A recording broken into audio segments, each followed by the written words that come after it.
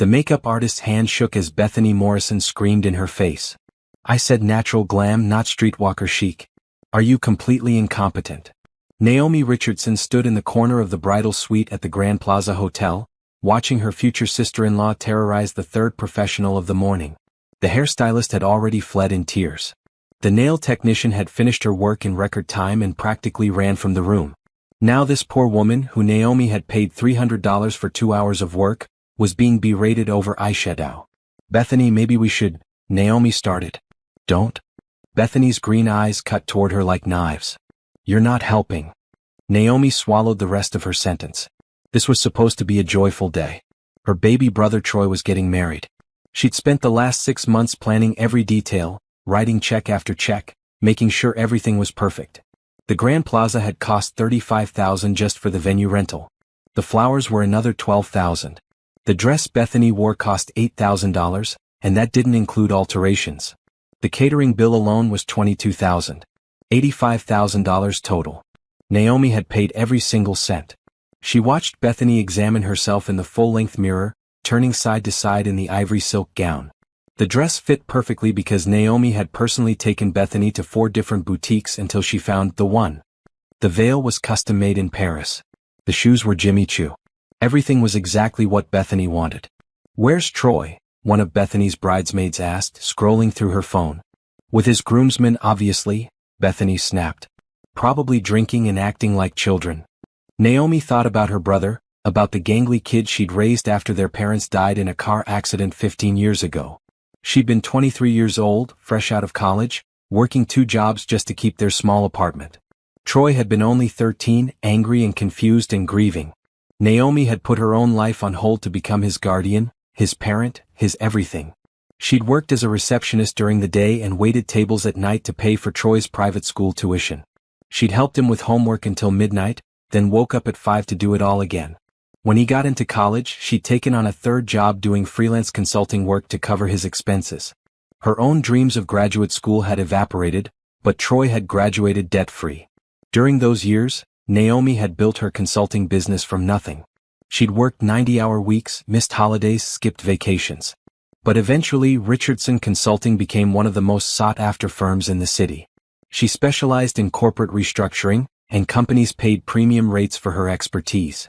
At 38, she was financially secure, owned a beautiful condo, and had built a life she was proud of. All of it had been worth it to see Troy happy. Troy had met Bethany 2 years ago at a charity gala. Bethany had been volunteering, or so she said. She was beautiful, charming, and came from what she described as old money. She told elaborate stories about her family's estate, their connections, their wealth. But she claimed they'd cut her off financially when she chose to volunteer for nonprofits instead of joining the family business. "They don't understand that money isn't everything," Bethany had said during that first dinner with Naomi.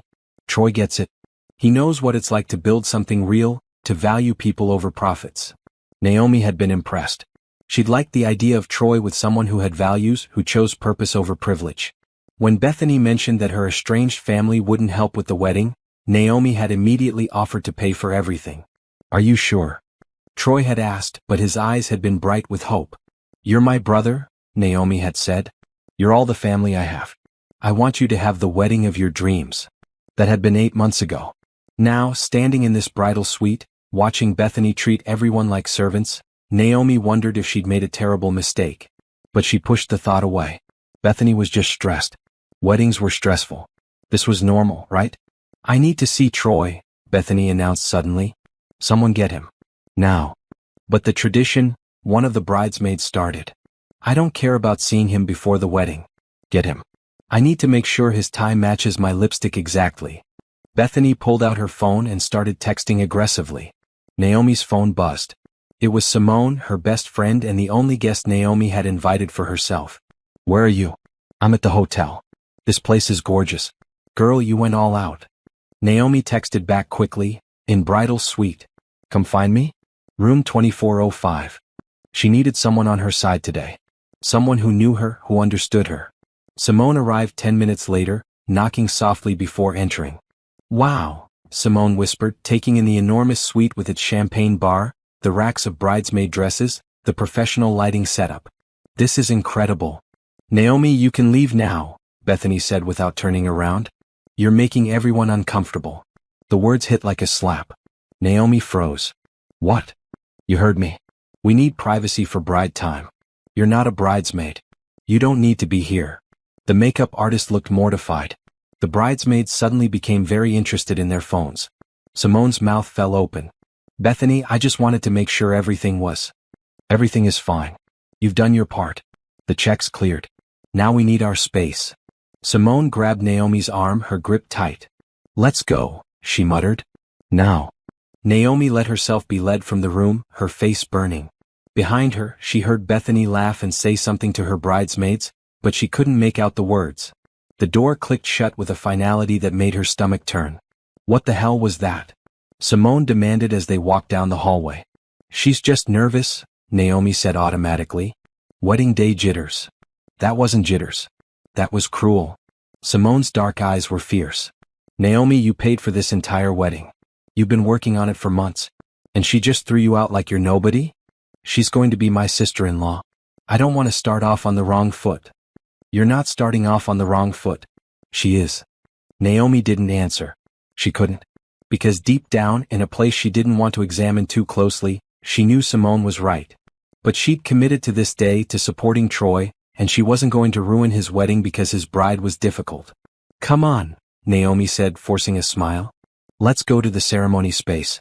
I want to make sure the flowers were set up right. They took the elevator down to the ballroom level. The moment the doors opened, Naomi gasped. The Grand Plaza's crystal ballroom was transformed into something out of a fairy tale. White orchids and roses covered every surface. Crystal chandeliers threw rainbow prisms across the ivory silk draped from the ceiling. The chairs were covered in white fabric with silver sashes. A string quartet was setting up in the corner.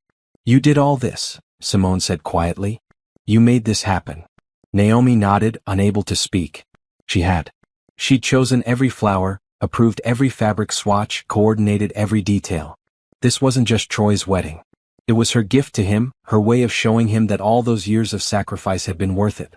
A wedding coordinator hurried over, clipboard in hand. Ms. Richardson. Perfect timing. I need you to sign off on the final setup before guests arrive. For the next hour, Naomi walked through the space, checking everything. The place cards were arranged correctly. The cake, a 7-tier masterpiece covered in sugar flowers, was positioned perfectly. The bar was fully stocked with top-shelf liquor. The photo booth area was set up with props. Everything was exactly right. It's perfect, Naomi told the coordinator. Thank you for making it happen. Thank you for trusting us with such an important day, the woman replied warmly. Your brother is lucky to have a sister like you. If only that were true. 2 hours later, Naomi sat in the third row of the ceremony space, Simone beside her, watching guests fill the crystal ballroom. The string quartet played softly as people found their seats. Everyone was dressed beautifully, the women in cocktail dresses and the men in dark suits. Naomi had worn a deep blue dress, elegant but not attention-grabbing. She'd been careful not to outshine the bride. But something felt wrong. The front row on the groom's side, where family sat, was empty. Naomi had assumed she would sit there. She was Troy's only family. But when she tried to sit there earlier, a coordinator had gently redirected her. I'm sorry, those seats are reserved for immediate family, the woman had said. I am immediate family. I'm the groom's sister. The coordinator had looked confused, checking her clipboard. I don't have you listed for the front row. Oh, here you are. Third row, aisle seat. Naomi had been too stunned to argue. She'd let herself be led to the third row, feeling like a distant relative instead of the woman who'd raised the groom.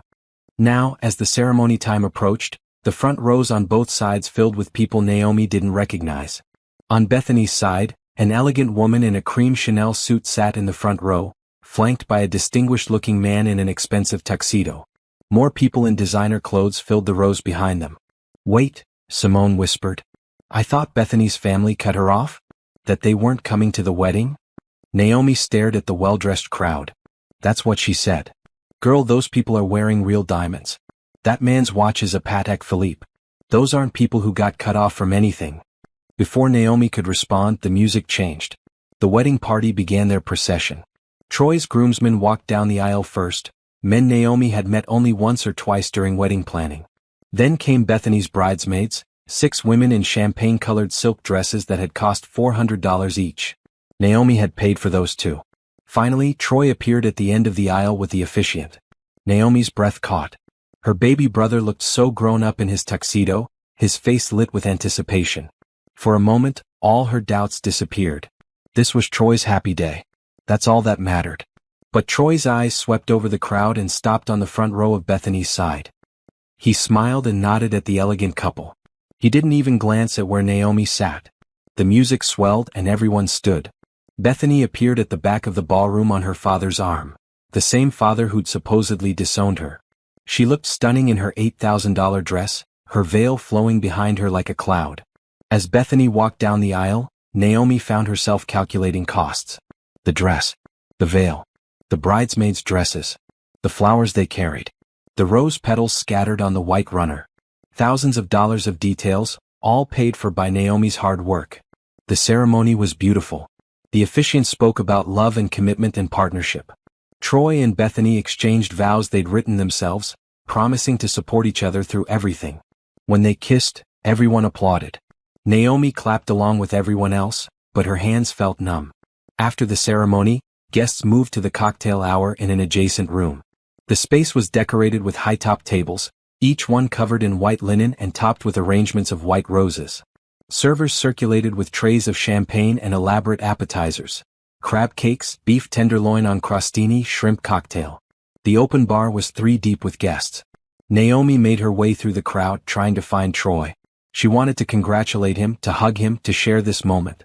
But he was surrounded by Bethany's family, being introduced around like a prize. Naomi, over here. Simone waved from near the bar. Naomi joined her, accepting a glass of champagne. This is the fanciest thing I've ever been to, Simone said. How much did this cost? Don't ask. That much? Girl. Simone sipped her champagne. But seriously, why were you in the 3rd row? And why is Bethany's supposedly estranged family here looking like they own the place? I don't know. Maybe they reconciled recently? Right before the wedding? Convenient. Simone's expression was skeptical. And Troy didn't mention it to you? We haven't talked much lately. He's been busy with wedding stuff. That was an understatement. For the past 2 months, Troy had barely returned Naomi's calls. When they did talk, it was only about wedding logistics. Were the deposits paid? Was the timeline confirmed? Had she sent the final headcount to the caterer? He never asked how she was doing or what was happening in her life. Let's get some food, Simone suggested. Those crab cakes look amazing. They were working their way toward the appetizer table when Naomi heard a voice behind her. Insisted on paying for everything to feel important. Naomi turned. 3 women stood near a cocktail table, drinks in hand. One of them was the elegant woman who'd sat in the front row on Bethany's side. Her mother, Naomi assumed. I mean, it's rather sad, the woman continued, not seeing Naomi just a few feet away. Troy told us his sister has no life of her own. All she does is work. I suppose throwing money at his wedding gives her some sense of purpose. The other women made sympathetic noises. Bethany said she's been completely overbearing about every detail. Calling constantly, micromanaging everything. They had to set boundaries. Well, you can't buy your way into a family, one of the other women said. No matter how much money you spend. Simone had heard it too. Her hand clamped on Naomi's arm like a vice. Walk away, she hissed. Right now. But Naomi couldn't move. She stood frozen as Bethany's mother laughed, a light, cruel sound that carried over the cocktail chatter. The charity case sister. That's what my husband calls her. We're just grateful Troy has us now. A real family. Something inside Naomi cracked. Not broke, cracked. Like a windshield hit by a stone. Still intact but damaged, waiting for the right pressure to shatter completely. Come on. Simone pulled her toward the exit. We're going outside. Now. They ended up on a terrace overlooking the city. The sun was setting, painting the sky in shades of orange and pink. It should have been beautiful, but Naomi couldn't see anything except those women's faces, couldn't hear anything except that laughter. Breathe, Simone commanded. Deep breaths. They called me the charity case sister. They're terrible people. Troy told them I have no life. That I'm overbearing. Naomi's voice broke. I raised him. I gave up everything for him. And this is what he says about me. He's an ungrateful little, Simone bit off the rest of the sentence. Look, people change. Sometimes not for the better. But you don't have to stay here and take this. It's his wedding day. So what? He's treating you like garbage. His bride threw you out of the bridal suite. Her family is mocking you. And he's over there playing happy family with people who are laughing at your expense. Simone's voice was fierce. You don't owe him anything else. Naomi wanted to argue, but she couldn't find the words. Because Simone was right. After everything she'd sacrificed, every check she'd written, every detail she'd managed, this was how they saw her. As pathetic. As someone trying to buy importance. What do I do? She whispered. Simone was quiet for a moment. Then she said, that's up to you. But if it were me, I'd make them realize exactly what they're taking for granted. Before Naomi could respond, a coordinator appeared on the terrace. Ms. Richardson? They're about to start the reception entrance. You should come inside. Naomi followed the woman back into the ballroom, which had been transformed during cocktail hour. The ceremony chairs were gone, replaced by round tables covered in silver linens. Each table had a towering centerpiece of white orchids and roses. Crystal and china gleamed under the chandeliers. A dance floor stretched across the center of the room, polished to a mirror shine. It was breathtaking. And it was all because of her. The DJ's voice boomed across the sound system. Ladies and gentlemen, please take your seats for the grand entrance of our newlyweds. Naomi looked around for her assigned seat. She found the seating chart near the entrance, a massive display covered in calligraphy place cards. She scanned the names looking for hers. Table 12. All the way in the back corner, farthest from the head table. She found the table and stared at the place card with her name. She was seated with people she didn't recognize, distant cousins Troy had met maybe twice in his life. The family table, right near the dance floor, was full of Bethany's relatives. Naomi sank into her chair as the DJ announced the wedding party. One by one, the bridesmaids and groomsmen entered to applause and cheers. Then came the moment everyone was waiting for. And now, for the first time as husband and wife, please welcome Troy and Bethany Morrison. The couple burst through the doors, arms raised, beaming at the crowd. Everyone stood and applauded. They made their way to the head table, waving and laughing. Troy still hadn't looked at Naomi. Not once since the ceremony. Dinner service began. Servers brought out the first course, a butternut squash soup with crostini. Naomi pushed the food around her bowl, unable to eat. The people at her table made polite conversation, asking her how she knew Troy. I'm his sister, she said. They looked confused, glancing at the family table where Bethany's relatives sat. Oh, one woman said. I didn't realize Troy had siblings. The crack in Naomi's composure widened. The main course had just been served, filet mignon with roasted vegetables and truffle mashed potatoes, when the speeches began. Bethany's father stood first, tapping his champagne glass with a fork. Good evening, everyone, he said, his voice carrying easily across the ballroom. For those who don't know me, I'm Richard Morrison, father of this beautiful bride. He launched into a speech about watching Bethany grow up, about family traditions, about the importance of finding your true place in the world. When Bethany met Troy, we were concerned at first. He came from different circumstances. But he's proven himself to be a wonderful addition to our family. We're proud to welcome him into the Morrison family, where he'll finally have the support and guidance he deserves. The guests applauded. Naomi felt sick. The crowd applauded. Troy stood and embraced Richard, smiling wide. Next came the maid of honor, who told funny stories about Bethany in college.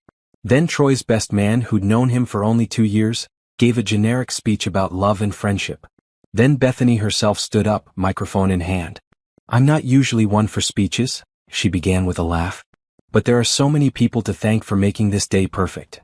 She went through a list, her parents, her bridesmaids, her wedding planner, the hotel staff. She thanked the florist by name. She thanked the DJ. She even thanked the calligrapher who'd done the place cards. Naomi waited for her name. For some acknowledgement that she'd made all of this possible. And finally, Bethany said, her voice taking on a different tone, I want to address something that's been weighing on my heart.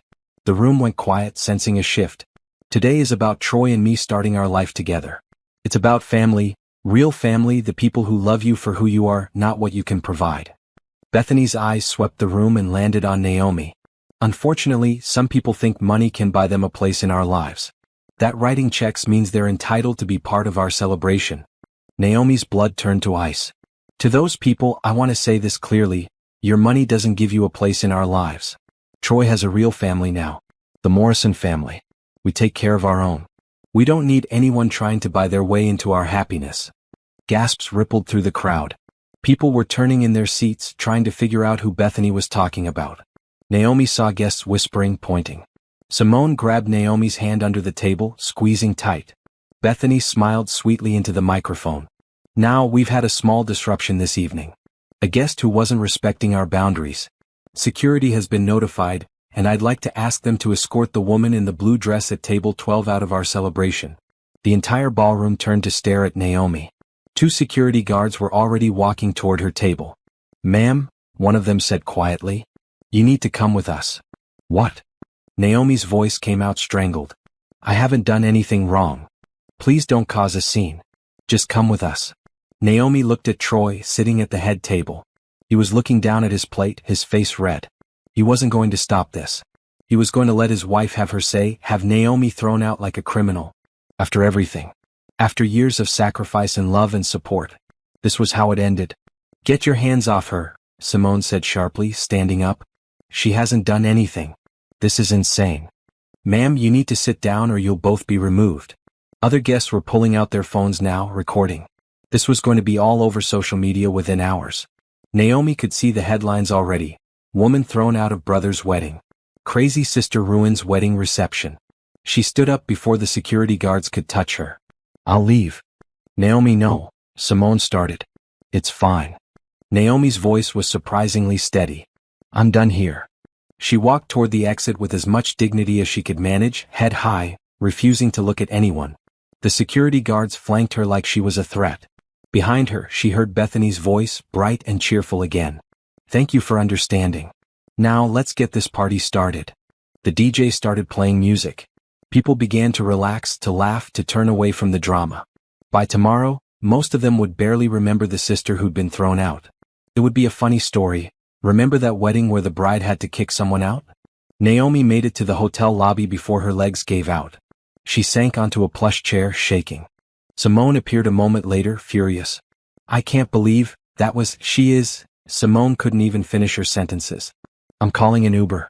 We're leaving. Right now. My purse is still at the table. I'll get it. Don't move. While Simone went back inside, Naomi sat in the lobby, trying to process what had just happened. Guests walked past her, heading into the reception, giving her curious looks. She was still wearing the wristband that marked her as part of the wedding party. Her phone was in her hand. She could call Troy, text him, beg him to explain. But what would be the point? He'd made his choice clear. Bethany was his family now. Naomi was just the woman who'd paid the bills. Simone returned with Naomi's purse and coat. Come on. Uber's 3 minutes out. They walked outside into the cool evening air. The hotel's grand entrance was lit up, beautiful and welcoming. Inside, Troy and Bethany were probably cutting the cake right now. The 7-tier cake Naomi had spent 2 hours with the baker designing. They were dancing to the band she'd hired. They were drinking the top-shelf liquor she'd paid for. And she was standing on the sidewalk, humiliated and heartbroken. The Uber pulled up. Simone opened the door, but Naomi didn't get in. Wait, she said. What's wrong? I need to make a call. Naomi pulled out her phone and scrolled through her contacts. She found the name she was looking for, Monica Walsh. Monica was Naomi's attorney, kept on retainer for Richardson Consulting's legal needs. She was fierce, brilliant, and available 24/7 for emergencies. This qualified as an emergency. Monica answered on the second ring. Naomi? What's wrong? You sound upset. I need you to come to the Grand Plaza Hotel. Right now. It's urgent. What happened? I'm about to do something that might be legally complicated. I need you here before I do it. There was a pause. Then Monica said, I'm at dinner 2 blocks away. I'll be there in 10 minutes. Simone was staring at her. What are you doing? Naomi looked back at the hotel, at the lit windows where her brother's reception was happening. Where people were enjoying themselves on her dime while laughing at her expense. I'm done being treated like I don't matter, she said quietly. Every contract for that wedding is in my name. Every payment came from my accounts. And I'm about to remind them exactly what that means. Simone's eyes widened. Then a slow smile spread across her face. Oh hell yes. Monica Walsh arrived in 12 minutes, still wearing the dress she'd had on for dinner, her heels clicking sharply on the hotel's marble floor. She was a petite black woman in her 40s with sharp eyes and an even sharper legal mind. She carried a leather bag that Naomi knew contained a laptop and a portable printer. Talk, Monica said, steering them toward the hotel's business center. Naomi explained everything as they walked. The months of planning, the $85,000, Bethany's behavior, Troy's silence, the humiliation at dinner, being thrown out by security. Monica listened without interrupting, her expression growing darker with each detail. The business center was empty, a small room with computers, a printer, and a large conference table. Monica locked the door behind them and pulled out her laptop. "Show me every contract and receipt you have." Naomi had everything organized in her phone and her email. She pulled up the documentation while Monica's fingers flew over her keyboard, pulling up legal codes and contract law. The Grand Plaza Hotel contract was first. Naomi had booked the venue 8 months ago, putting down a deposit of $10,000 and paying the remaining $25,000 in installments. The contract was in her name as the responsible party and primary client. "Here," Monica said, pointing at a clause. "The client must be present for the duration of the contracted event. If the client is removed or leaves before the event concludes, the venue is no longer obligated to provide services." "What does that mean?" "It means that when they threw you out, they violated their own contract. You can legally terminate the agreement immediately." Monica's smile was sharp. "What's next?" The catering contract came next. $22,000 for dinner service, appetizers, and late-night snacks. Monica found a cancellation clause. The client may cancel or modify service up to the point of delivery. Already served courses are considered complete. "They've served appetizers and the first 2 courses," Naomi said. "But there are 3 more courses plus the late-night snack station, plus the cake cutting. All of which can be canceled right now." Monica made notes. "What else?" "The open bar, $5,000 for unlimited top-shelf liquor for 4 hours. The DJ, $3,000 for 8 hours of service. The photographer and videographer, $8,000 for full coverage. The flowers, $12,000. The cake, $3,000. Every single contract was in Naomi's name. Every single payment had come from her personal and business accounts. She had receipts, email confirmations, signed agreements. Monica sat back, a satisfied expression on her face. "Do you know what you have here? A lot of money wasted on ungrateful people? No. You have leverage. Complete, total leverage." Monica pulled out her phone. "I'm calling the hotel manager. Don't say anything, just let me handle this." The call was short and direct. Monica explained that her client, Ms. Naomi Richardson, had been forcibly removed from an event she'd contracted and paid for. She cited the specific clause in the contract. She mentioned the words breach of contract and legal action in a tone that made it clear she wasn't bluffing. Within 15 minutes, the hotel manager arrived at the business center with the event coordinator and the catering director. The manager was a tall man in an expensive suit, clearly unhappy about being pulled from whatever he'd been doing. "Ms. Richardson," he said carefully, "I understand there's been some confusion this evening." "No confusion," Monica said crisply. "Your staff removed my client from an event at the request of another guest. However, Ms. Richardson is the primary client on your contract. She has paid for this event in full. By removing her, you've violated the terms of your own agreement."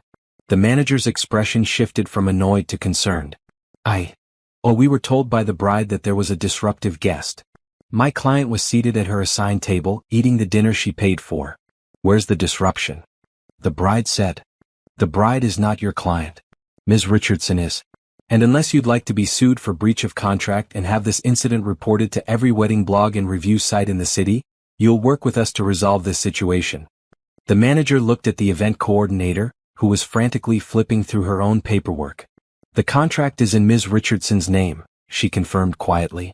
"This is highly irregular," the manager said. "What's irregular is throwing out the person who paid for the event," Monica countered. "Now Ms. Richardson has the legal right to cancel the remainder of the services she's contracted. All of them. Immediately." The catering director paled. "But we have 3 more courses to serve, plus dessert, plus the cake cutting." "Not anymore. Unless you'd like to explain to the other guests why the service stopped, I'd recommend you start packing up the food that hasn't been served yet." Naomi found her voice. "I want the cake donated to a homeless shelter. All the unserved food too. Nothing gets thrown away." Monica nodded approvingly. "You heard her. Make it happen." The hotel staff exchanged looks. They clearly wanted to argue to find some loophole, but Monica's expression made it clear there wasn't one. "What about the photographer and DJ?" Naomi asked quietly. Monica pulled out more contracts. Both can be released immediately. Payment is for completed work only. They haven't finished their contracted hours, so they'll get paid for what they've done, but no more. The honeymoon suite, Naomi added. I booked it for tonight. Cancel that too. Done. Monica made notes. Anything else? Naomi thought for a moment. The late-night snack station was going to be set up at 11. Don't set it up. The open bar runs until midnight. Close it at 10. This will cause a scene, the event coordinator said nervously. The guests will notice. Let them notice, Naomi said. She was done being quiet, done being invisible. And make sure everyone knows exactly why the services are being terminated. Monica smiled. I think we're done here. Unless you gentlemen have any questions? The hotel manager looked like he wanted to argue, but Monica's reputation preceded her. She'd sued companies for millions over contract disputes. He knew better than to push. Well, I handle it, he said stiffly. Excellent. We'll be returning to the reception to make an announcement. I trust your staff will not attempt to remove my client again. No, ma'am. Monica packed up her laptop and stood. Then let's go make this interesting. Simone, who'd been sitting quietly in the corner, finally spoke. This is the most badass thing I've ever witnessed. Naomi's hands were shaking, but not from fear. From anger, yes. From hurt, definitely. But also from something else. Something that felt almost like freedom. The reception was in full swing when Naomi walked back through the doors. The main course had been cleared and guests were mingling, laughing, waiting for dessert service. The DJ was playing upbeat music. People were on the dance floor. Nobody noticed Naomi at first. She walked calmly to the DJ booth, Monica right beside her, and spoke quietly to the DJ. I need the microphone. Sorry, the bride said no open mic. Monica pulled out a business card. I'm Ms. Richardson's attorney. Unless you'd like to be named in a lawsuit, give her the microphone. The music stopped. The sudden silence was deafening. Naomi took the microphone, her heart pounding so hard she could hear it in her ears. She walked to the center of the dance floor. Every eye in the ballroom turned to her. At the head table, Bethany stood up, her face furious. What are you doing? Security. Security won't be removing me again, Naomi said into the microphone, her voice steady and clear. Because I'm the one who paid for this wedding. Murmurs rippled through the crowd. My name is Naomi Richardson. I'm Troy's sister. His only family. The woman who raised him after our parents died. The woman who worked 3 jobs to put him through college. The woman who paid for every single thing you're enjoying tonight. She saw Troy's face go white. The venue you're sitting in? I paid $35,000 for it. The food you just ate? $22,000. The flowers decorating this room? $12,000. That dress Bethany is wearing? $8,000. The open bar you've been enjoying? $5,000. The DJ playing your music? $3,000. The photographer capturing your memories? $8,000. The silence was complete now. People were pulling out their phones but not to record, to calculate. $85,000, Naomi said. That's what this wedding cost. Every penny came from my bank account. From my work. From my business that I built while raising my brother. And about 2 hours ago, the bride decided that I was a disruption. She had security throw me out of the reception. The reception I paid for. Bethany started toward Naomi, but Richard grabbed her arm, his face pale. So here's what's going to happen now, Naomi continued. I've just exercised my legal rights as the primary client on every contract for this event. The catering has been canceled. There will be no dessert, no late-night snacks, and no cake cutting. The open bar is closing in 30 minutes instead of at midnight. The DJ will be packing up after this announcement. The photographer and videographer have been released and are leaving. Gasps and exclamations filled the ballroom. The honeymoon suite that was booked for tonight? Cancelled. The 7-tier cake that you were all about to enjoy? It's being donated to a homeless shelter right now, along with all the unserved food. You can't do this. Bethany shrieked. This is my wedding. Actually, I can. Because my name is on every single contract. Every receipt. Every payment confirmation. You wanted me out of your celebration? Fine. But I'm taking my money's worth with me. Naomi looked directly at Troy, who was still sitting at the head table, frozen. You let her throw me out. You watched security escort me away. You didn't say a word. After everything I've done for you, every sacrifice I made, you chose her family over me. So now you get to explain to all these people why your wedding is ending early. She handed the microphone back to the DJ and walked toward the exit, Monica and Simone flanking her. Behind her, chaos erupted. Guests were shouting questions. Bethany was screaming. The hotel staff was trying to calm everyone down. And Troy was finally standing up, finally moving, but it was too late. Naomi walked through the lobby and out into the cool night air. Her phone was already buzzing with notifications. Texts, calls, social media alerts. The guests were posting everything in real time. That was, Simone started. Necessary, Monica finished firmly. They violated every courtesy, every boundary, and every ounce of your kindness. They deserved exactly what they got. Naomi's hands wouldn't stop shaking. Did I just ruin my brother's wedding? No, Monica said.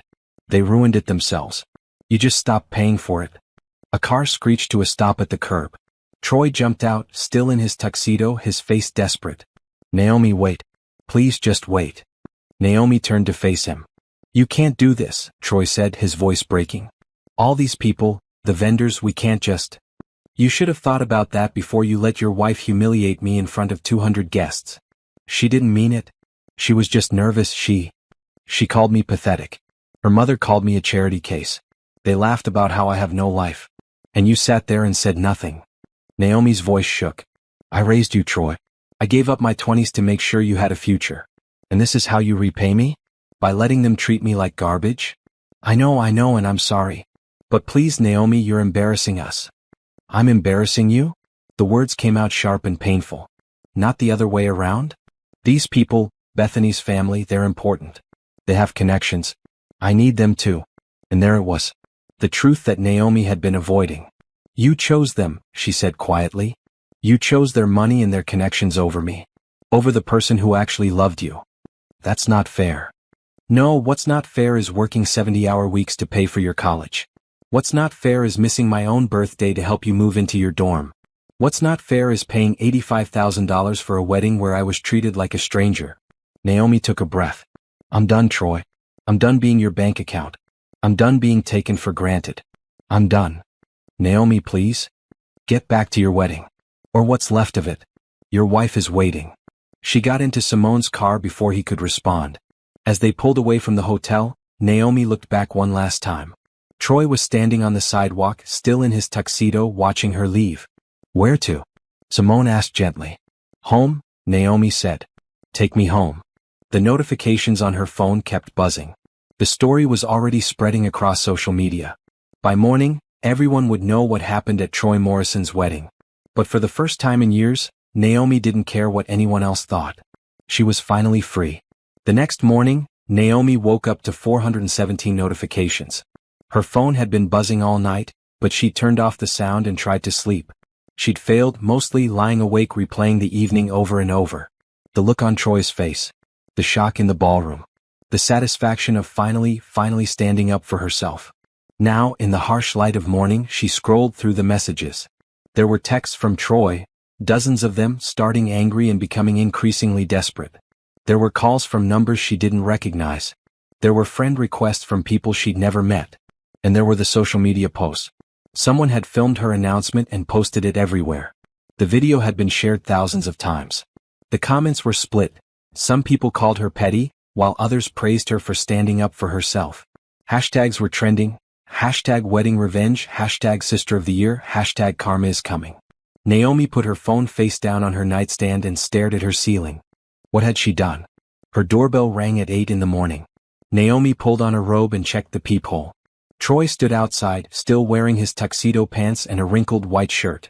He looked like he hadn't slept. She almost didn't open the door. Almost. We need to talk, Troy said the moment she opened it. Do we? Naomi, please.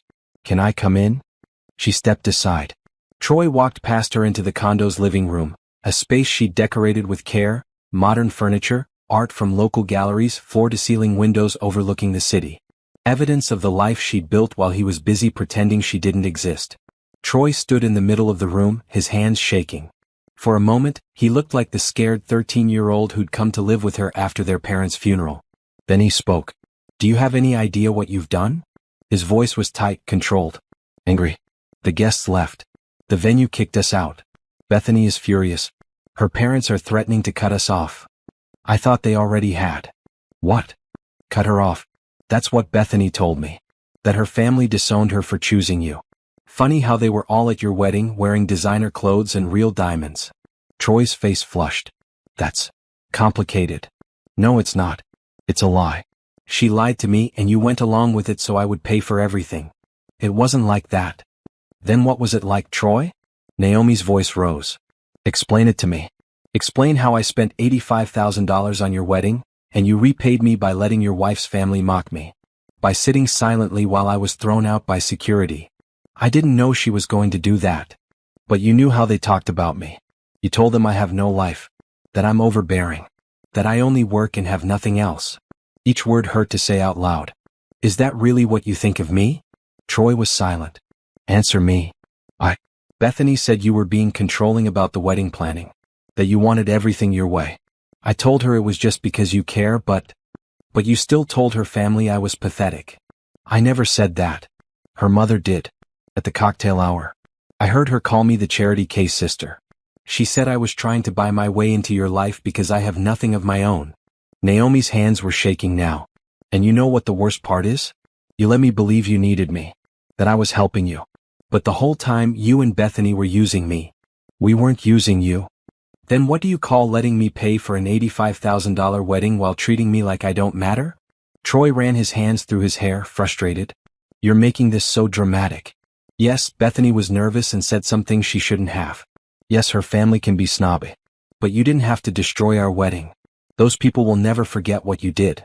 Bethany's father has connections. He could have helped my career. Now they think our whole family is crazy. And there it was.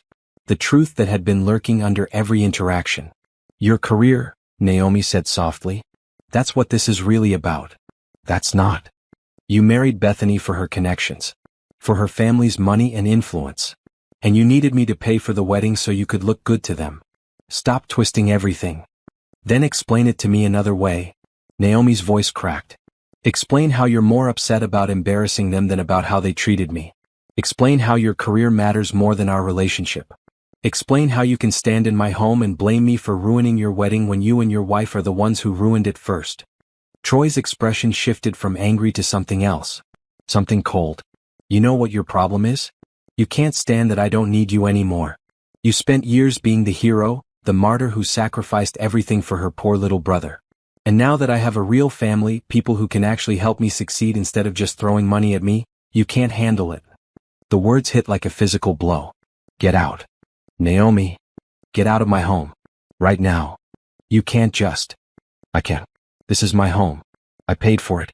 I built this life. And I'm done letting you make me feel bad for caring about you. Naomi walked to the door and opened it. Leave. And don't come back unless you're ready to apologize for real. Not for embarrassing Bethany's family. For how you treated me. Troy stared at her for a long moment. Then he shook his head. You're going to regret this. When you're old and alone, with nothing but your money and your bitterness, you'll regret pushing away the only family you have left. He walked out. Naomi closed the door behind him and locked it. Then she sank to the floor and cried. She cried for the little boy she'd raised who was gone now, replaced by someone she didn't recognize. She cried for all the sacrifices that had meant nothing. She cried for the family she'd thought they were, which had never really existed. And she cried for herself, for the years she'd spent believing that love and generosity would be enough. Her phone rang. It was Simone. Hey, Naomi said, her voice thick with tears. I'm coming over. Don't argue. I'm bringing breakfast and coffee and we're going to figure this out. There's nothing to figure out. Naomi, honey, there's a lot to figure out.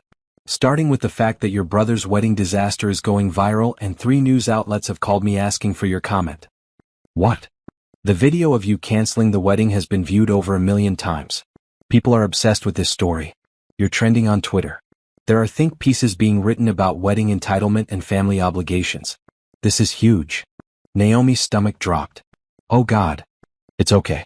We'll handle it. But first, I'm bringing you food and making sure you're okay. I'll be there in 20 minutes. After Simone hung up, Naomi forced herself to check social media again. The video was everywhere. People had found Bethany's social media accounts and were leaving comments. They'd found the wedding registry. Someone had even identified the Grand Plaza Hotel and left them reviews about their handling of the situation. The story had taken on a life of its own.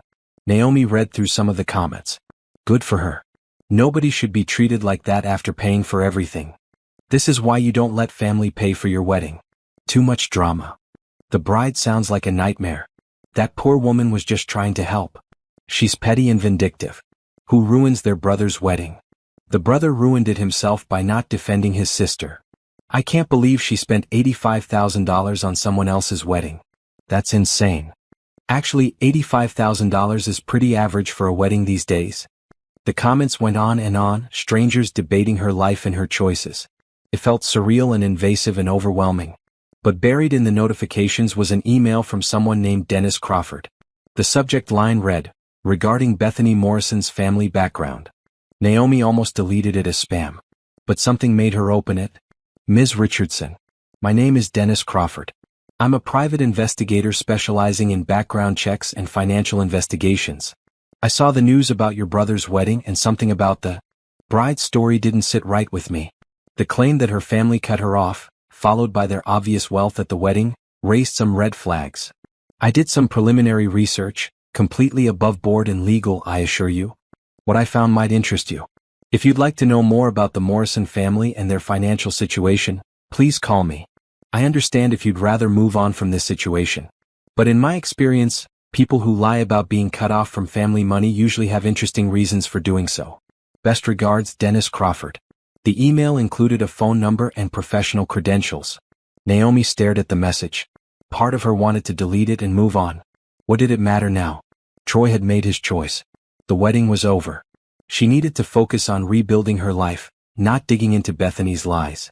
But another part of her, the part that had spent 15 years protecting Troy, that had worked 3 jobs and built a business and sacrificed her own dreams, wanted to know the truth. When Simone arrived with bagels and coffee, Naomi showed her the email. Call him, Simone said immediately. What's the point? The point is that something is very wrong with this situation. Bethany lied about her family. They set you up to pay for everything. And Troy went along with it. Simone bit into her bagel.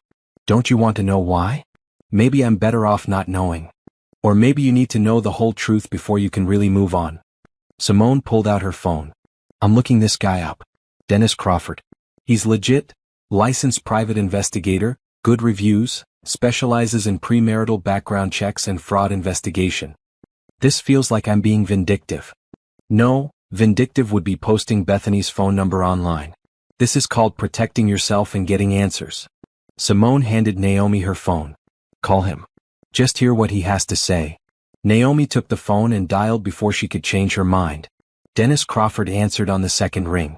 His voice was professional, friendly, and completely normal, like they were discussing a business contract instead of her demolished family relationship. Ms. Richardson. Thank you for calling. I promise I'm not trying to insert myself into your situation inappropriately. But I've been doing this work for 15 years, and what I saw in that video set off every alarm bell I have. What did you find? Enough to suggest that you might want to know more. Can we meet? I'd prefer to share this information in person. They arranged to meet at a coffee shop near Naomi's condo that afternoon. When Naomi hung up, Simone was watching her with concern. Are you sure you want to go down this road? No, Naomi admitted. But I think I need to anyway. Dennis Crawford looked exactly like someone who'd been a private investigator for 15 years. He was in his early 50s with gray hair, sharp eyes, and the kind of neutral expression that probably helped him blend into any situation. He was waiting at a corner table when Naomi arrived, a manila folder in front of him. Ms. Richardson. Thank you for meeting me. He stood and shook her hand. His grip was firm but not aggressive. Professional. Naomi sat down, her coffee going cold in her hands. Before we start, I need to know, how did you find all this information? Is it legal? Completely legal. Public records, social media, corporate filings, property records. I didn't hack anything or break any laws. I'm licensed and bonded, and I wouldn't risk my reputation on illegal methods. Dennis opened the folder. Everything I'm about to tell you can be verified independently. Okay. Let's start with the basic lie. Bethany Morrison's family never cut her off. In fact, they've been financially supporting her for years. Dennis spread out several documents. Bank records, credit card statements, property deeds, all blurred to hide specific account numbers but clear enough to show the patterns. Richard and Patricia Morrison are worth approximately $42 million. Old money from real estate and investments. They're not just wealthy, They're the kind of wealthy that buys silence and influence.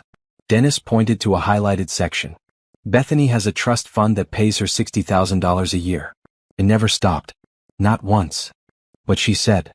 I know what she said. She told you and everyone else that her family disowned her for working with nonprofits instead of joining the family business. It's a good story. Makes her seem principled and independent. But it's all a lie. Yes. And here's where it gets interesting. Dennis pulled out more documents. The Morrison family has a pattern. This isn't the first time they've done something like this. Naomi leaned forward. What do you mean? Bethany's older sister, Caroline, married 5 years ago. Similar situation, she told her fiancé's family that she'd been cut off, convinced them to pay for a lavish wedding, then after the marriage, the Morrison family mysteriously forgave her and welcomed the new spouse into the fold. That marriage lasted 3 years before Caroline filed for divorce. Her ex-husband walked away with nothing. They've done this before? It's a pattern. The Morrison family is wealthy but extremely controlling. They don't like spending their own money if they can avoid it. So they've developed this strategy: have their daughter target someone from a lower economic class who has a protective, successful family member. The daughter claims to be estranged.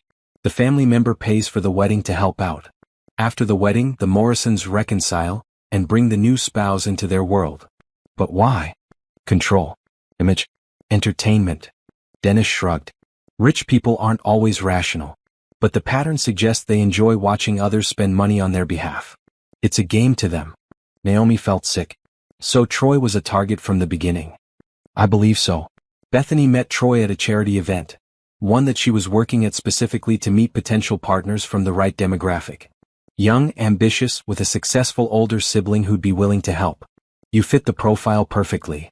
Dennis pulled out printed screenshots of social media posts. Naomi recognized Bethany's private Instagram account, the one that was locked to public viewing. A contact of mine was able to access these before the account was locked down yesterday. Look at the dates. The posts were from 2 years ago, right after Bethany met Troy. Found a good one tonight. One post read, Brother Troy has a sister who basically raised him. She runs her own consulting firm and is loaded but super lonely from what I can tell. Should be easy to work with. We'll update. Another post, dated 3 months later, Operation Wedding is going perfectly. The sister is eating up the whole estranged family story. She's already offering to help with wedding costs. Too easy. And another, from 6 months ago, can't believe how much this woman is willing to spend to feel important. At this rate, we won't have to pay for anything. Mom and Dad are going to love this. The post went on. Screenshots of texts between Bethany and her mother, discussing Naomi's desperation for family and how to maximize the payout. Plans for the wedding that included specific strategies to keep Naomi involved financially but excluded socially. Where did you get these? Naomi's voice was barely a whisper. A mutual contact with access to Bethany's private accounts before she locked everything down yesterday. These posts disappeared within hours of your wedding intervention, but I managed to capture them first. Dennis looked at her with something like sympathy. I'm sorry. I know this is hard to see. Troy knew. He had to have known. I have evidence suggesting he was aware, yes. Dennis pulled out more screenshots. Text messages between Troy and Bethany. Troy, are you sure your family will come through after the wedding? Naomi's spending a fortune. Bethany, don't worry. Once we're married, my parents will do the whole reconciliation thing and you'll have all the connections you need.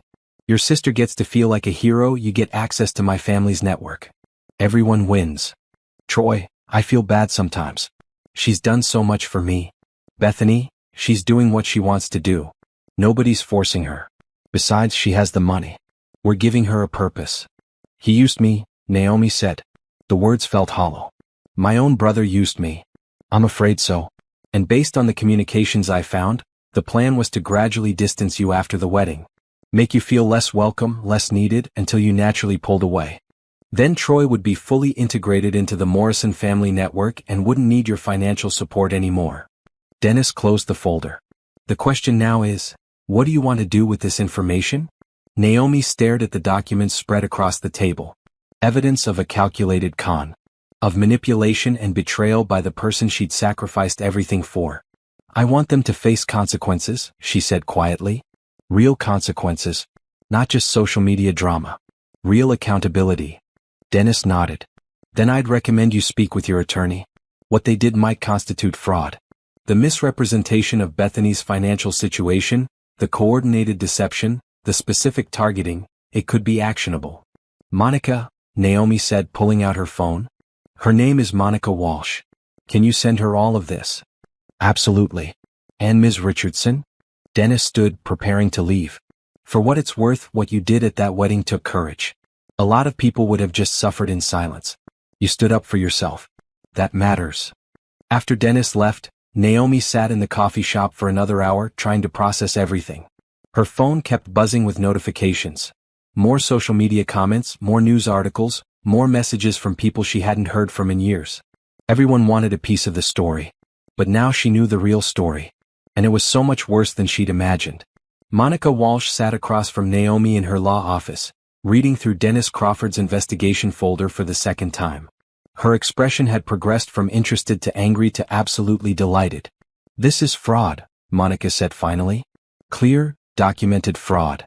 Are you sure? Bethany and Troy deliberately misrepresented her financial situation to induce you to pay for their wedding. They had a plan, documented in their own words, to manipulate you. There was intent to deceive, you relied on that deception to your detriment, and you suffered damages. Monica tapped the folder. This is a textbook case. What can we do? Several things. First, I'm filing a lawsuit against Bethany Morrison and Troy Richardson for fraud. We'll be seeking full repayment of the $85,000 you spent on the wedding, plus additional damages for emotional distress and reputational harm. Will we win? With this evidence?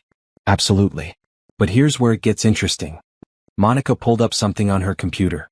After you left yesterday, Bethany's parents sent me a threatening letter through their attorney. Threatening what?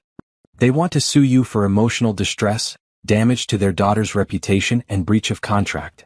They're claiming you deliberately sabotaged the wedding and that your actions constituted intentional infliction of emotional distress. Naomi felt cold. Can they do that? They can try. But they won't win. In fact, I was hoping they'd do exactly this. Monica's smile was sharp. Because now we get to include all of Dennis's findings in our response. Everything about their pattern of behavior, about targeting you specifically, about the fraud and manipulation. And it all becomes part of the public court record. They won't want that. Exactly. Which means they'll likely settle quickly and quietly to avoid the publicity. But we're not settling cheap. Not after what they did to you. What about Troy? Monica's expression softened slightly. That's up to you. He's named in the lawsuit, but you can decide how aggressively to pursue your own brother. However, I'd recommend at least getting him on a payment plan for some of the money. He benefited from the fraud even if he wasn't the mastermind. I want him to pay back at least some of it. Not because I need the money, but because he needs to understand that actions have consequences. Then that's what we'll do. Monica started drafting documents. I'm also going to send a strongly worded letter to the Morrison family attorney explaining exactly what evidence we have and what will happen if they pursue their ridiculous lawsuit. Give them 48 hours to respond before we file our case. Will this get media attention? Almost certainly. The wedding video already went viral. Once the fraud allegations come out, it'll be even bigger. But we'll control the narrative. No trashy interviews or reality TV drama. Just professional, factual statements through proper legal channels. I don't want to be famous for this. You won't be. You'll be known as someone who stood up to financial abuse and fraud. There's a difference. Monica printed out several documents. Sign here, here, and here. As Naomi signed the papers, she felt an unexpected sense of relief. For so long, she'd carried the weight of being Troy's protector, his provider, his safety net. Now she was letting the law handle it. She didn't have to be the one trying to fix everything anymore. What happens now? Naomi asked. Now we wait for their response. In the meantime, you should prepare for some publicity. I'd recommend limiting your social media presence and not responding to any press inquiries directly. Send everyone to me. Over the next 48 hours, Naomi's phone never stopped ringing. 3 different news outlets requested interviews. A podcast host wanted her to tell her story. Someone approached her about writing a book. There were even 2 reality TV producers who wanted to film a documentary about the situation. Naomi declined everything and sent them all to Monica. But the story continued to grow. Legal bloggers picked up on the case, analyzing the fraud allegations and discussing the interesting intersection of family obligations and financial manipulation. One article titled, "When Wedding Generosity Becomes Exploitation," Got over 1 million views. Troy called 17 times. Naomi didn't answer. Bethany's family sent increasingly threatening letters through their attorney, but Monica responded with calm, devastating rebuttals that cited specific evidence of fraud. Then, 47 hours after Monica's original deadline, the Morrison family attorney called requesting a meeting. They want to settle, Monica told Naomi over the phone. They do not want this going to court. They do not want the evidence made public. And they're willing to pay to make it go away. How much? They're offering $75,000 to drop the case and sign a non-disclosure agreement. That's not enough. I agree. I told them $100,000, no NDA, and a public apology. What did they say? They're considering it. But they'll come back with something acceptable. Trust me. The final settlement came through 3 days later. $90,000 paid to Naomi, with $60,000 coming from the Morrison family and $30,000 to be paid by Troy in installments over 3 years. No NDA, but a mutual agreement not to discuss the specifics of the fraud evidence publicly. They wanted to avoid the details coming out, Monica explained. Which means the broad strokes are still public knowledge, but the specific screenshots and messages remain private. I think it's a good deal. What about the apology?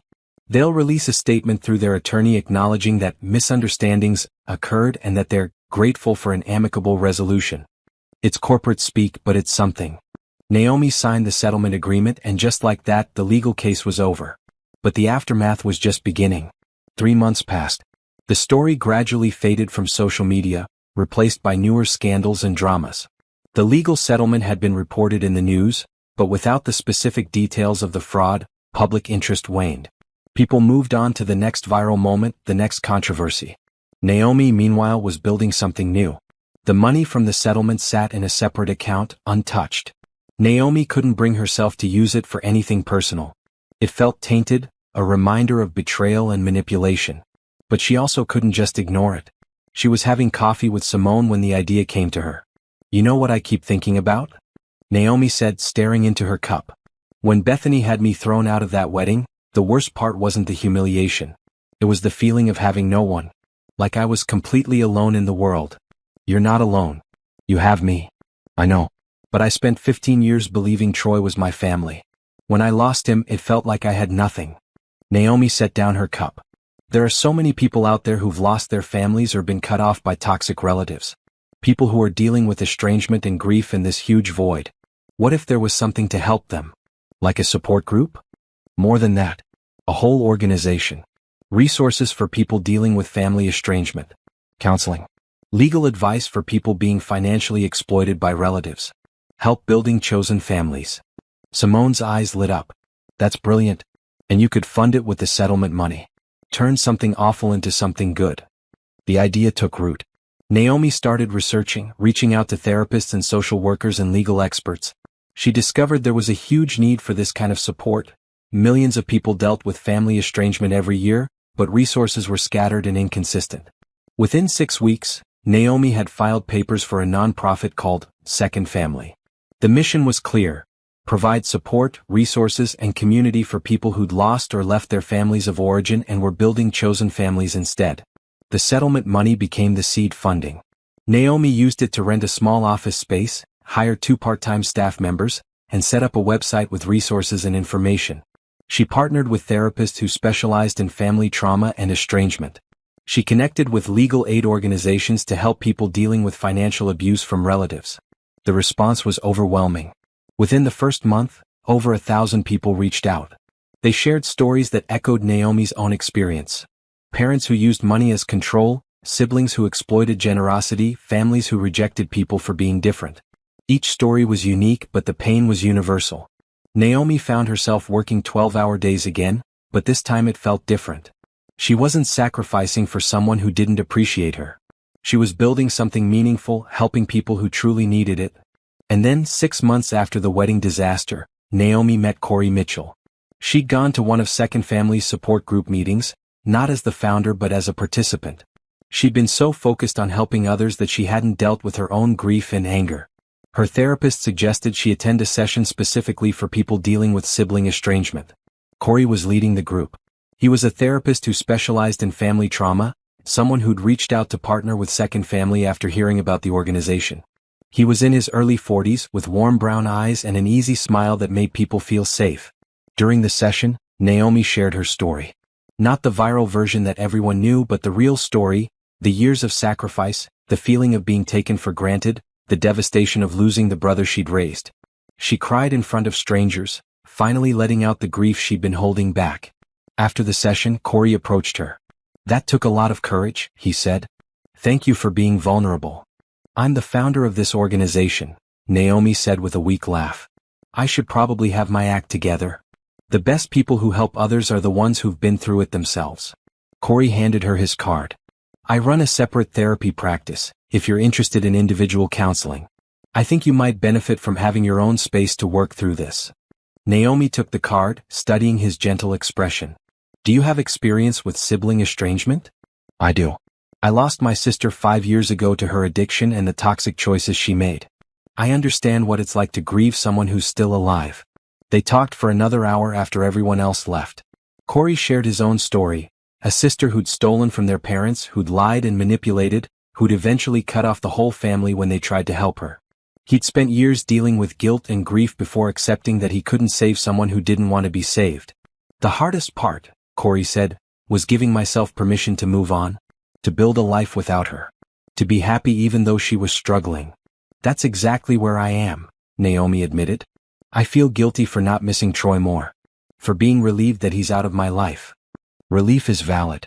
So is anger. So is grief. All of it is part of healing. Naomi started seeing Corey for individual therapy twice a week. The sessions helped her untangle the complicated knot of emotions, the love she still had for the brother Troy used to be, the anger at who he'd become, the sadness for the relationship she'd wanted but never really had. But something else was growing too.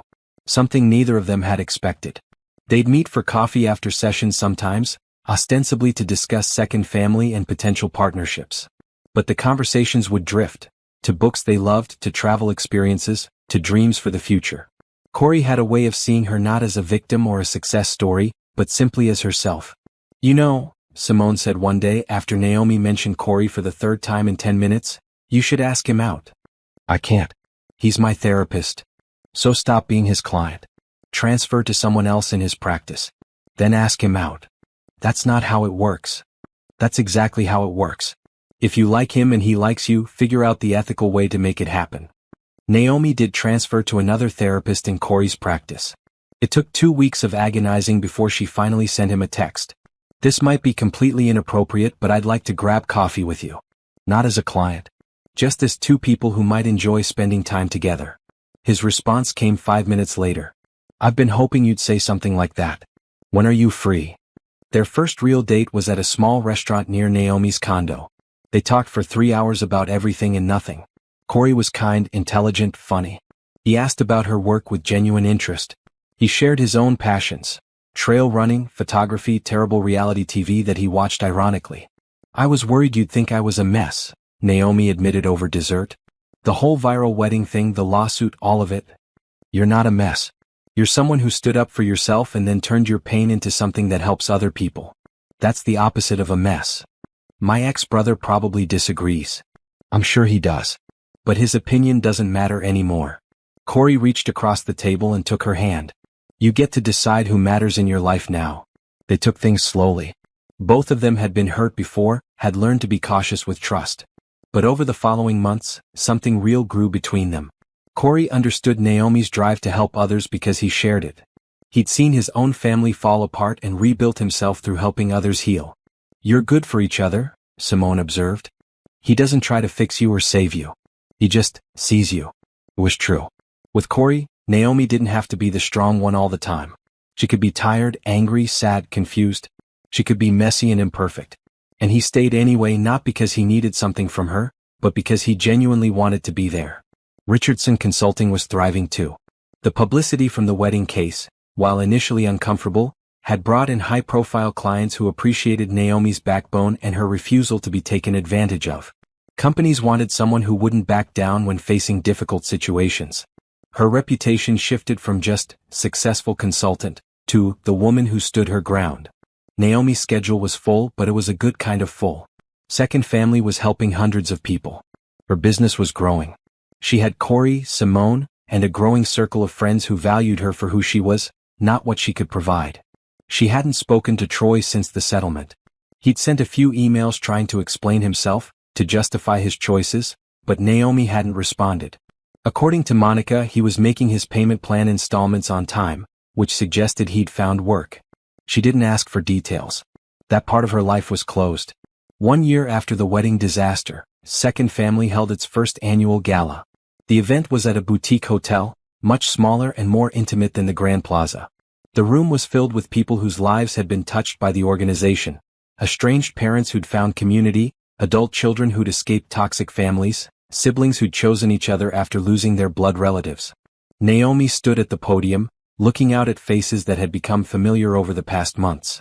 "A year ago, I thought I'd lost my family," she began. "My brother, the person I'd raised and protected and sacrificed for, chose people who used him over me. It was devastating. I felt completely alone." She saw nods throughout the audience. They understood. But then something happened. "I realized that family isn't just about blood. It's about respect, about loyalty, about showing up for each other not because you have to, but because you want to." Naomi smiled. "I lost one family, but I found another. All of you.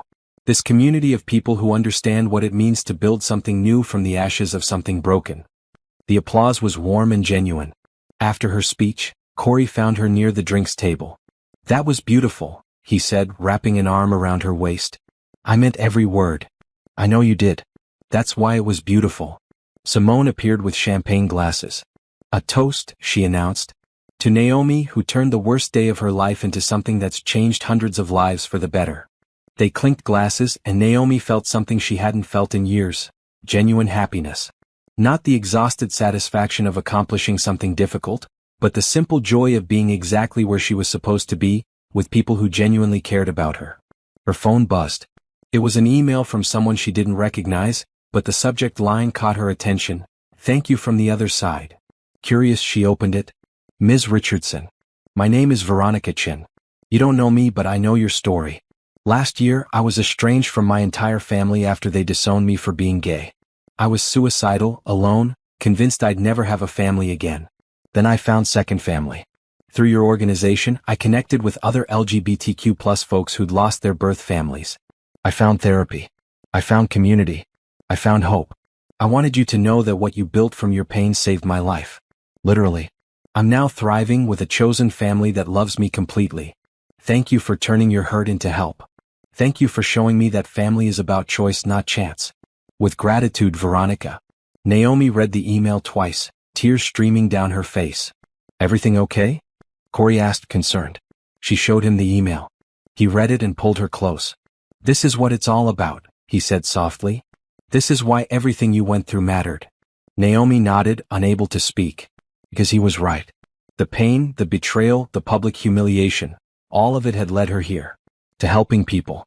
To building something meaningful. To finding people who truly valued her. She'd lost Troy.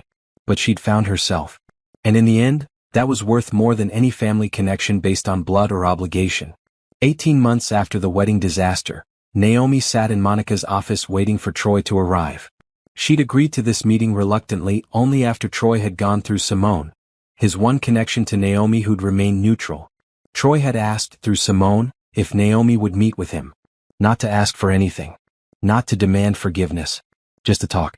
"You don't have to do this," Monica said, sitting beside Naomi. "You owe him nothing." "I know. But I think I need closure." Troy walked in 10 minutes late, looking different from the last time Naomi had seen him. He'd lost weight. His clothes were less expensive.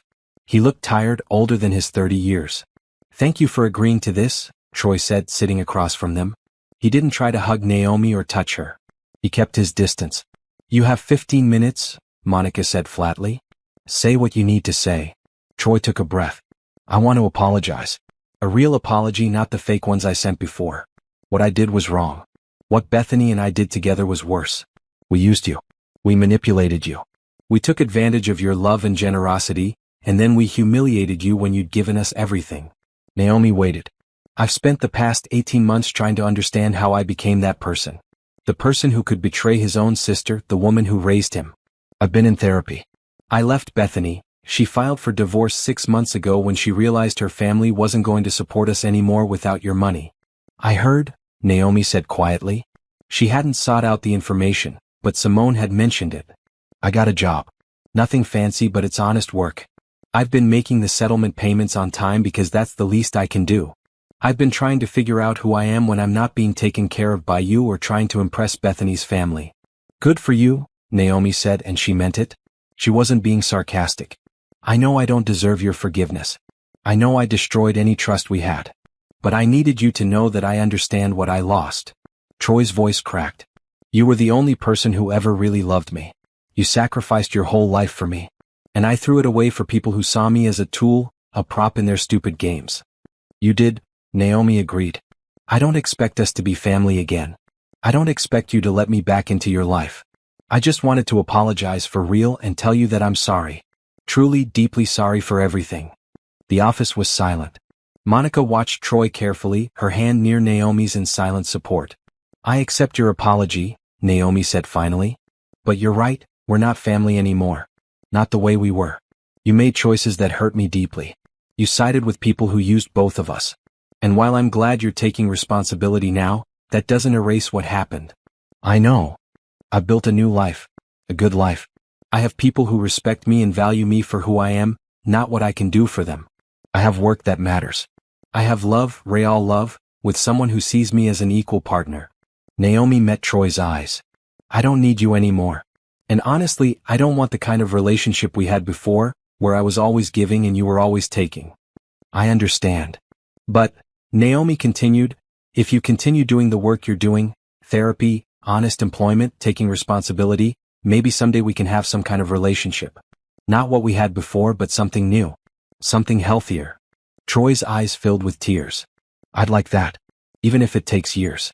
Even if it's just Christmas cards. I'd like to earn back even a small piece of your trust. Then keep doing what you're doing. Keep being accountable. And maybe eventually we'll see. Troy nodded. Thank you. For meeting with me. For not hating me completely. I don't hate you. I'm just done being hurt by you. After Troy left, Monica turned to Naomi. How do you feel? Okay. Sad but okay. He's making progress, but he destroyed something that can't be rebuilt exactly as it was. We'll never have that brother-sister relationship again. The one where I'd do anything for him. And that's healthy. That relationship was one-sided and exploitative, even if it took this disaster to see it clearly. I know. I just wish. Naomi trailed off. I wish our parents were alive. I wish he hadn't had to lose them so young. Maybe things would have been different.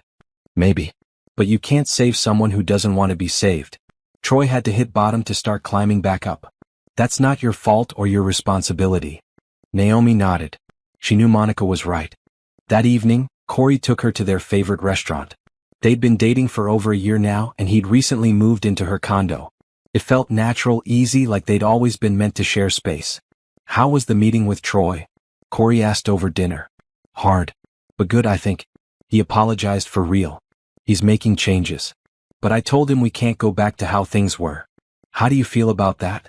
Relieved, actually. I spent so many years being his safety net. It's nice to know that part of my life is over. Corey reached across the table and took her hand. I'm proud of you. For setting boundaries. For protecting yourself. I learned from a good therapist, Naomi said with a smile. Nah, you had it in you all along. You just needed to believe you deserved to be treated well. They talked about Second Family's expansion plans. They were opening a second location in a neighboring state. They discussed Corey's practice and the new group therapy program he was developing. They made plans for a vacation to Hawaii that summer. It was normal. Easy. Happy. When they got home, Corey pulled out a small box from his jacket pocket. Naomi's breath caught. What is this? Before you panic, it's not what you think. Not yet, anyway. Corey opened the box to reveal a simple silver bracelet. I saw this and thought of you. It has a compass charm, because you help people find their way when they're lost. Naomi felt tears spring to her eyes as Corey fastened the bracelet around her wrist. Thank you, she whispered. For seeing me. For being patient. For being here. Where else would I be? Corey kissed her forehead. You're it for me, Naomi. I know we're taking things slow, but I want you to know. I'm in this for the long haul. Me too.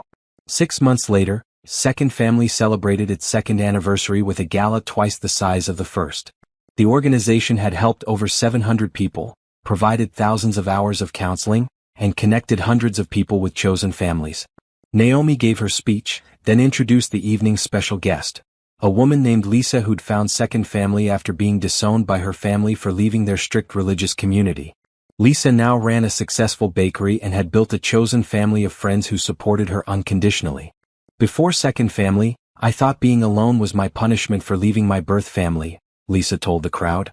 But Naomi taught me that being alone and being free from toxic people are two different things. She taught me that I deserve love without conditions. The applause was thunderous. After the event, Naomi stood on the venue's terrace with Corey and Simone, looking out at the city lights. "You did this," Simone said, gesturing to the building behind them full of happy, connected people. "You took the worst thing that ever happened to you and turned it into this." "We did this," Naomi corrected. "I couldn't have done any of it without you. Without Corey. Without Monica and Dennis and everyone who believed in this vision." "Still," Corey said, wrapping his arm around her waist, "it started with your courage. With you deciding you deserved better." Naomi thought about that night at the Grand Plaza, standing in front of 200 guests and canceling her brother's wedding. At the time it had felt impulsive, vindictive, maybe even wrong. But it had also been the first time in her adult life that she'd put her own well-being first. That one act of self-respect had changed everything. Her phone buzzed. It was an email from Richardson Consulting, a new client wanting to hire her for a major corporate restructuring project. The company had specifically requested her because, as they put it, "We need someone who won't back down when things get difficult." "Work?" Corey asked. "Yeah. Big new client. Are you going to take it?" "Probably. But not tonight. Tonight, I'm exactly where I want to be." And she was.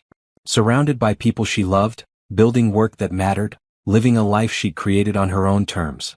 No more sacrificing herself for people who didn't value her. No more accepting scraps of affection and calling it family. She'd lost Troy. She'd lost the idea of family she'd held onto for so long. But she'd found something better, herself. Corey kissed her temple. "What are you thinking about?" "How far I've come. How different my life is now." "Better?" "So much better." The city stretched out before them, full of lights and possibilities. Somewhere out there, Troy was living his own life, hopefully learning and growing. Somewhere, Bethany was dealing with the consequences of her choices. And somewhere, there were more people like Naomi, hurt, betrayed, but ready to build something new. Naomi touched the compass bracelet on her wrist. She'd spent so many years trying to be Troy's compass, his guide, his North Star. But in the end, she'd needed to find her own direction. And she had. "Ready to head home?" Corey asked. "Yeah," Naomi said, taking his hand. "Let's go home." They walked back inside together, past the crowds of people who were laughing and connecting, past the photos on the walls of Second Family members who'd rebuilt their lives, past all the evidence of hope and healing. Naomi had started this journey humiliated and heartbroken on a sidewalk outside the Grand Plaza Hotel. She'd ended it successful, loved, and surrounded by people who truly valued her.